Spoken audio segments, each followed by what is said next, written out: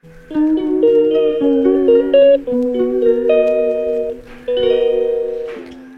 Friends, welcome back to Maya's mom channel. ரொம்ப நாளுக்கு அப்புறம் ஒரு லாங் வீடியோ மேக் பண்ணலான்னு சொல்லி இந்த வீடியோ மேக் பண்ணியிருக்கேன். ஏன் லாங் வீடியோ அவ்வளோவா போடுறது இல்லைன்னா அவ்வளோவா டைம் இருக்க மாட்டேங்குது. கண்டிப்பாக நான் இனிமேல் போட ட்ரை பண்ணுறேன். நிறைய சப்ஸ்கிரைபர் ஃப்ரெண்ட்ஸ் கேட்குறீங்க லாங் வீடியோ போட சொல்லி.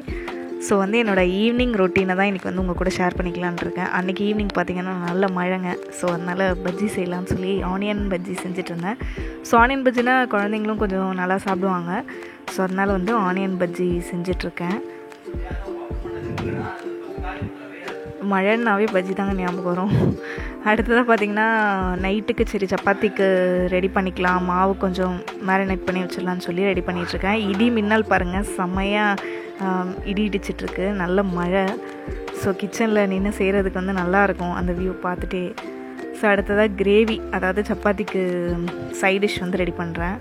ஸோ அதுக்கு இன்றைக்கி மஷ்ரூம் கிரேவி பண்ணலான்னு இருக்கேன். ஸோ அது எப்படின்னு இந்த வீடியோவில் நான் உங்கள் கூட ஷேர் பண்ணிக்கிறேன். அதுக்கெல்லாம் முன்னாடி பார்த்திங்கன்னா கிச்சனில் நிற்கும்போது எப்போவுமே ஏதாவது ஒரு ஸ்நாக்ஸோ இல்லை ஸ்நாக்ஸோட இந்த ஃப்ரூட்ஸு ஹெல்தி இல்லை.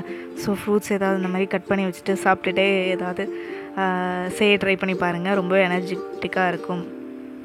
ஸோ இன்றைக்கி மஷ்ரூம் கிரேவி தான் பண்ணலான்ட்ருக்கேன். ஸோ அந்த மஷ்ரூம் கிரேவிக்கு ஆனியன்லாம் கட் பண்ணி ரெடி பண்ணுறேன். பேனில் ஆயில் கொஞ்சம் போட்டுட்டு ஒரு 2 டேபிள் ஸ்பூன் ஆயில் போட்டுட்டு அதுக்கப்புறமா சோம்பு, சீரகம், அப்புறம் மிளகு,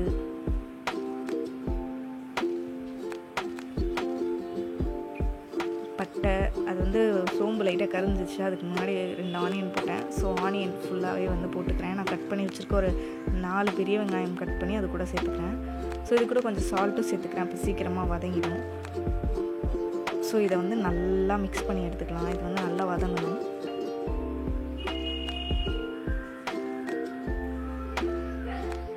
இது நல்லா வதங்கின உடனே ஒரு ரெண்டு தக்காளி வேணும்னா, ஒரு 3 கூட கிரேவி நிறைய வேணும்னா ஒரு 3 தக்காளி கூட சேர்த்துக்கலாம். ஸோ ஒரு 2 தக்காளி நான் இன்றைக்கி சேர்த்துருக்கேன். சேர்த்து இதை நல்லா மிக்ஸ் பண்ணி வதங்கட்டோன்னு விட்டுட்டு ரூமில் சரி என்ன பண்ணுறாங்கன்னு பார்க்கலான்னு வந்திருந்தேன். அதுக்குள்ளே எனக்கு ஒரு பார்சல் வந்துருந்துச்சு. என்ன பார்சல் பார்த்திங்கன்னா, நம்ம வாவ்லேருந்து கொஞ்சம் ஆர்டர் பண்ணியிருந்தேன். ஸோ அதெல்லாம் வந்திருக்கு. ஸோ அதோட ரிவ்யூ வேணும்னா சொல்லுங்கள், நான் கண்டிப்பாக தனியாக ஒரு வீடியோவாக ஷேர் பண்ணுறேன்.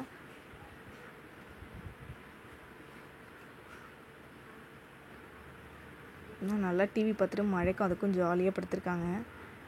அப்படியே கிச்சனுக்கு வந்தாச்சுங்க. கிச்சனுக்கு நம்ம அடுத்த வேலையை ஸ்டார்ட் பண்ணுறதுக்கு முன்னாடி ஏதாவது வீடியோஸ் வச்சு விட்ருவோம். இந்த மாதிரி ஏதாவது விலாக் தாங்க பார்ப்பேன். நிறைய நம்மளோட யூடியூபர்ஸ் ஃப்ரெண்ட்ஸ்லாம் நிறைய விலாக் போடுவாங்களா, அதெல்லாம் பார்த்தா நல்லா மோட்டிவேட்டாக இருக்கும். ஸோ நான் நிறைய வீடியோஸ் பார்ப்பேன். இல்லைன்னா சாங்ஸ் கேட்பாங்க. அவ்வளோவா இந்த சீரியல் பார்க்க மாட்டேன். ஒரே ஒரு சீரியல், இந்த எதிர்நீச்சல் சீரியல் மட்டும் பார்ப்பேன். ஸோ வேறு எந்த சீரியலும் பார்க்க மாட்டேன். ஸோ அப்படியே சைட் பை சைடில் இது ஃபுல்லாக வதங்கிடுச்சு. இதை எடுத்து ஆற வச்சுட்டேன். அடுத்தது மஷ்ரூம் நம்ம க்ளீன் பண்ணிக்கலாம். ஆக்சுவலாக இதை க்ளீன் பண்ணுறது பார்த்திங்கன்னா நல்லாவும் இருக்கும், நல்லா ஒரு இதாக இருக்கும். இது க்ளீன் பண்ணும்போது இந்த தோலெல்லாம் உரித்து எடுக்கிறதுக்கு இன்ட்ரெஸ்டிங்காக இருக்கும். ஸோ இது இந்த மாதிரி தோலை நான் ஃபுல்லாகவே உரித்து எடுத்துக்கிறேங்க. உரித்து எடுத்து இந்த மாதிரி பீஸாக கட் பண்ணி நல்லா வாஷ் பண்ணி எடுத்துக்கோங்க. அதில் நிறைய மண் இருக்கும். ஸோ நல்லா வாஷ் பண்ணி எடுத்துக்கிட்டேன்.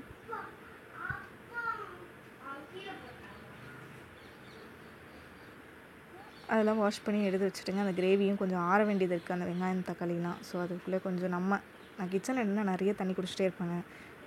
மற்றபடி வேறு ஏதாவது ஒர்க் பண்ணும்போது அவ்வளோ தண்ணியை குடிக்க மாட்டேன். கிச்சனில் நின்னா மட்டும் நிறைய தண்ணி குடிப்பேன். நிறைய ஏதாவது ஒன்று சாப்பிட்டுட்டே இருப்பேன்.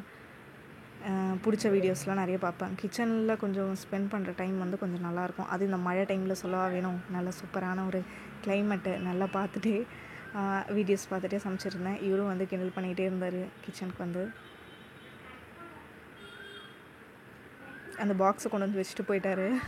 இந்த மாதிரி தான் பண்ணுவாங்க. நான் கிச்சனில் ஏதாவது சமைச்சிட்டு இருந்தேன்னா இந்த மாதிரி ஏதாவது என்னை தொல்லை பண்ணுறதுக்காக ஏதாவது ஒன்று கொண்டு இங்கே வச்சுட்டு இது என்ன அது என்ன ஏதாவது பண்ணிட்டுருப்பான். அது இவரும் சரி பசங்களும் சரி அப்படி தான் பண்ணுவாங்க. அங்கே ரூமில் இருக்கிறது எல்லாத்தையும் எடுத்துகிட்டு வந்து இது எங்கே வச்சுருக்க அது இதுன்னு கேட்டுகிட்டே இருப்பாங்க. ஸோ இது ஒரு இந்த நம்ம கிரேவிக்கு ரெடி பண்ணி வச்சதை இந்த மாதிரி ஒரு பிளெண்டரில் நான் சேஞ்ச் பண்ணிவிட்டு இதை நல்லா பிளெண்ட் பண்ணி எடுத்துக்கிறேன். இது கூட கொஞ்சமாக கசகசா மட்டும் சேர்த்துக்கிறேன். இது எதுக்காக சேர்க்குறேன்னா, கொஞ்சம் கிரேவி நல்லா ஒரு அந்த க்ரீமியாக இருக்கிறதுக்காக அந்த கசகசா கொஞ்சம் சேர்க்குறேன். நல்லா ஃப்ளேவரும் இருக்கும். ஸோ அதே பேனில் நம்ம என்ன பண்ணலாம், மறுபடியும் கொஞ்சம் ஆயில் சேர்த்து கொஞ்சமாக மிளகாத்தூள், அப்புறமா கரம் மசாலா சேர்க்குறேன். இது கூட வேணும்னா நீங்கள் இந்த மல்லித்தூள் கூட சேர்த்துக்கலாம், தனியாத்தூள். நான் இன்றைக்கி சேர்க்கல. ஸோ கிரேவியே எனக்கு நல்லா இதாக திக்காக இருந்தது. ஸோ அதனால் கொஞ்சோண்டு தான் எனக்கு கிரேவி தேவைப்படும். அதனால் நான் சேர்க்கல. அப்புறம் அந்த அரைச்ச அந்த பேஸ்ட்டையும் அந்த மிளகாத்தூள் கூட சேர்த்து நல்லா மிக்ஸ் பண்ணிக்கிறேன். மிக்ஸ் பண்ணி இது நல்லா கொஞ்சம் கொதிச்சதுக்கப்புறமா நம்மளோட அந்த மஷ்ரூம்ஸ் எல்லாம் வந்து நம்ம இது கூட சேர்த்துக்கலாம். இது கூட சேர்த்து நல்லா மிக்ஸ் பண்ணிவிட்டு கொஞ்சம் நேரம் இதை கொதிக்கணுங்க. இது நல்லா கொதிக்கணும்.